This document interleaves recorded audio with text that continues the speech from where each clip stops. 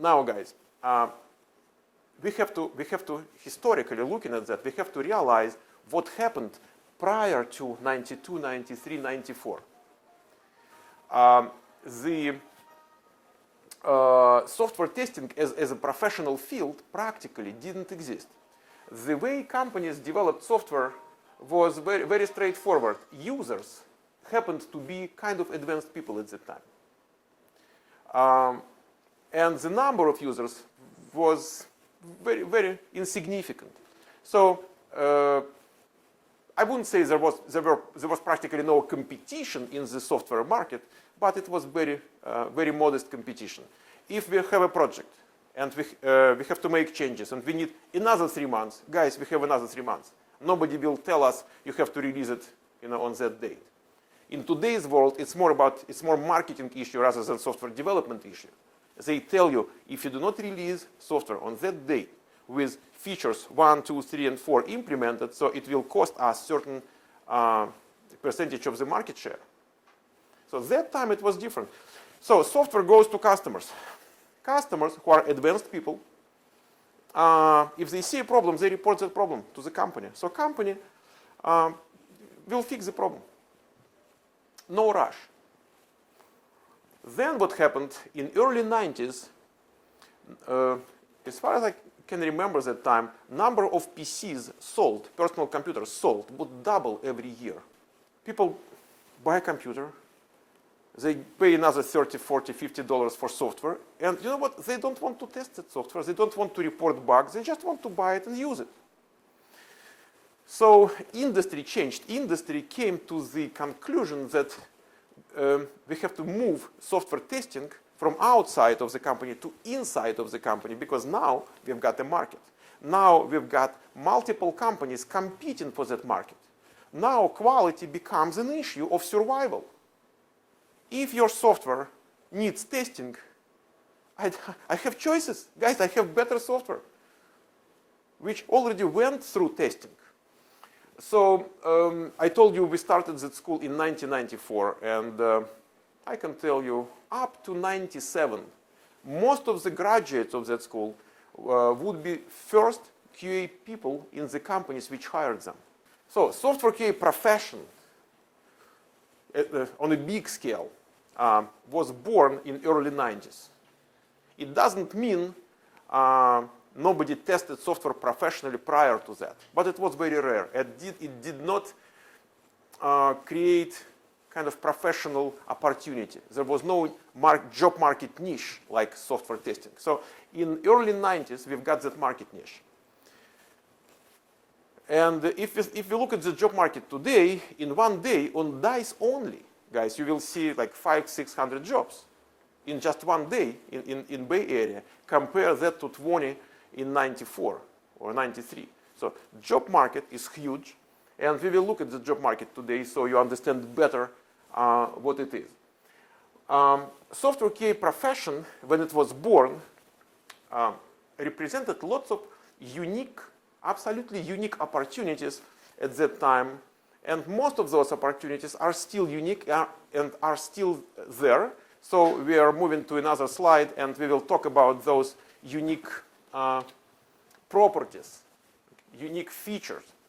So number one, age is not a problem now. If you think about changing your career, think about someone who is 45 or maybe 50, and that person decides to become a software developer, and prior to that the person was an accountant.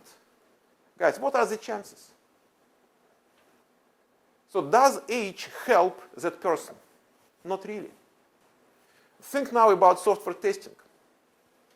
Previous profession helps, especially if you go to and test accounting software.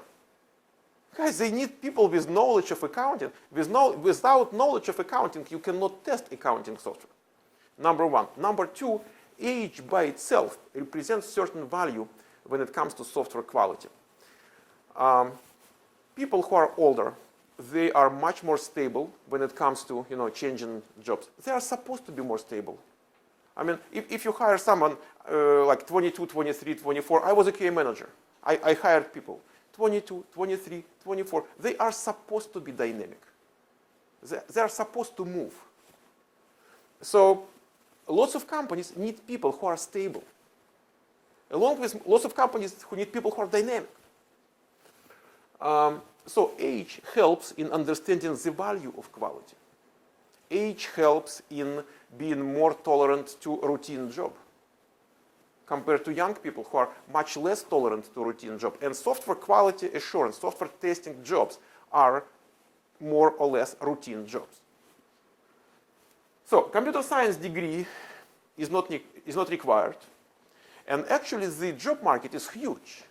And it represents lots of varieties of things.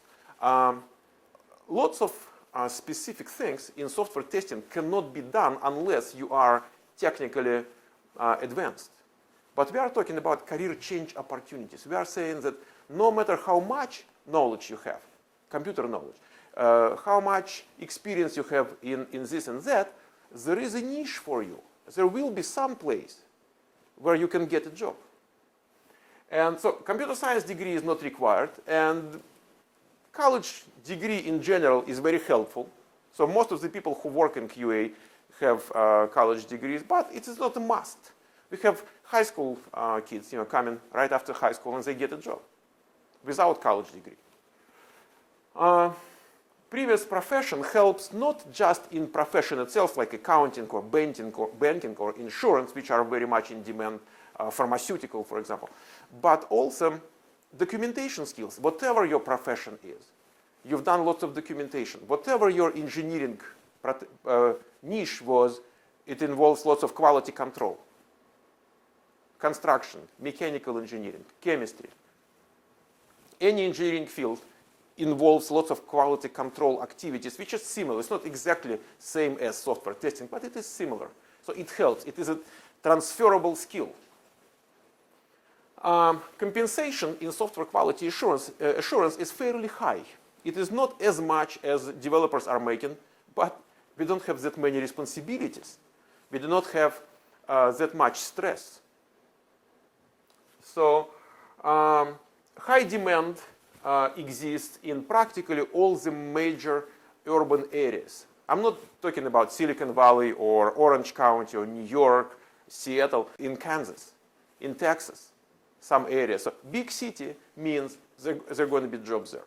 So we can look at specific geographic area and I can show you how to find the jobs or if they exist at all. No colleges are offering degree programs in software quality assurance. There is no Bachelor of Science in software quality assurance. The good news is you do not compete with bachelors in software testing. You do not compete with associates in software testing. You compete with people who have no special degree, and most of them have no special education. It is easy to learn because the major property of a software tester is common sense. You have no common sense, guys, I don't care which technical skills you have and at which level. You cannot be a software tester. Software testing is a science and art of common sense. So if you have common sense, if you are hardworking, motivated, put enough hours, you learn the profession up to the level of employability.